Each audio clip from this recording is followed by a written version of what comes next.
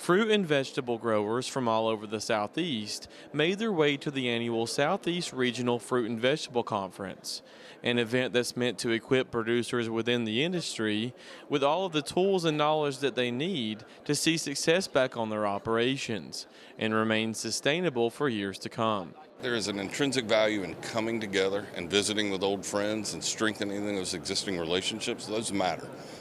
Because in these tough times, those are the people that you can count on. So it's great just to bring everybody together in the same room. It's also great to bring everybody together to get them up to date on rules for compliance on things like the H-2A labor program, pesticide regulations, and other regulations. They face a whole host of agencies that are worried about what's going on the farms, and we need to make sure that we're providing them the correct information to stay on the right side of compliance. Compliance, of course, a huge topic of concern for growers as they adapt to changing herbicide requirements as the EPA works to develop a framework to ensure growers and producers are applying herbicides in a way that is on target and adheres to the Endangered Species Act, one of which has to do with mitigating surface runoff. We will have specific mitigation requirements to prevent the pesticide from leaving the field through runoff. And we will be given certain points on a herbicide label that we must meet. For example, I'll give you an example. There's a product out now called Liberty Ultra. It's the first real example, and it has 3 points for runoff. So me as a grower, to apply that product, I have to achieve 3 points in mitigation measures on my field to be able to use that product. So we have this new restriction, but we also are providing the mitigation measures, right? It's not just 1 or 2 measures. There are a bunch of measures to help ensure the product stays on target. Culpepper says they also have specific requirements when it pertains to mitigating particle drift, which again is meant to ensure producers are remaining on target when using. There are certain measures that we can do as applicators to make sure it goes on target.